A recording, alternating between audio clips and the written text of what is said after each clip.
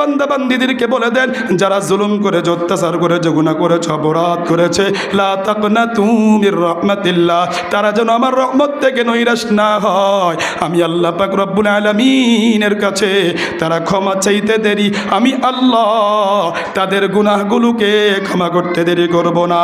এই জন্য আমার মা বোনেরা সময় পাইলে ইস্তেগফার করবেন, তওবা করবেন, ইস্তেগফার করবেন। আল্লাহর নবী, বিশ্ব নবী জনাব রাসূলুল্লাহ সাল্লাল্লাহু আলাইহি ওয়াসাল্লাম জানাদে উম্মত, আত-তাইবু মিনাজ যামবি কামান লা যামবালা, তওবাকারী ব্যক্তি ওই ব্যক্তির মতো হয়ে যায় যার কোনো গুনাহই থাকে না। এই জন্য আমার মা বোনেরা সময় পাইলে আপনি মাওলা পাকের জিকির করতে হবে, সময় পাইলে মাওলা পাকের জিকির করবেন, ইস্তেগফার করবেন, তাহলে আপনার আমার অন্তরের মধ্যে আল্লাহ পাক রব্বুল আলামিনের বিশেষ রহমত দান করে দিবেন। আল্লাহ পাক রব্বুল আলামিন আমার আপনার অন্তরের মধ্যে প্রশান্তি দান করে দিবেন। এই জন্য কবি চমৎকার ভাষায় বলেছেন, অর্থ সম্পদের মধ্যে তুমি শান্তি পাবা না, অট্টালিকার মধ্যে শান্তি পাবা না, ক্ষমতার মধ্যে শান্তি পাবা না। যদি শান্তি পেতে হয় মাওলা পাকের জিকির বেশি বেশি করে করতে হবে। ধনে জনে প্রসাদে লনে শান্তি কোথাও পাবে না, ধনে জনে প্রসাদে লনে শান্তি কোথাও পাবে না। ধরার বুকে জিকির হলো শান্তি সুখের ঠিকানা। এই জন্য আমার মা বোনেরা আপনাকে বেশি বেশি করে জিকির করতে হবে, কোরআনুল কারীমের তেলাওয়াত করতে হবে, ইস্তেগফার করতে হবে।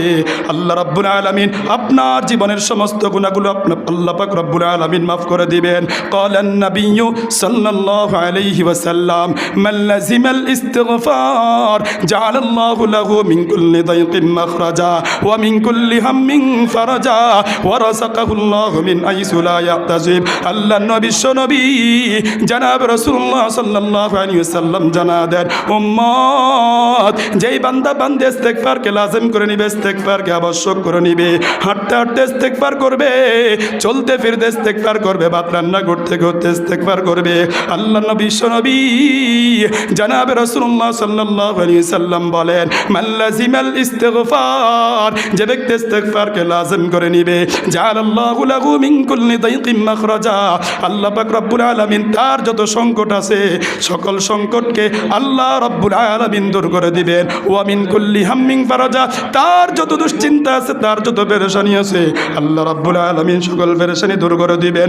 ওয়া রাযাকাহুল্লাহু মিন আইসু লা ইয়াহতাসিব, আল্লাহ রব্বুল আলামিন তার জন্য প্রত্যেক রিজিকের ব্যবস্থা করবেন, সেই কল্পনাও করতে পারবে না, ধারণাতীত রিজিক রব্বুল আলামিন দান করে দিবেন।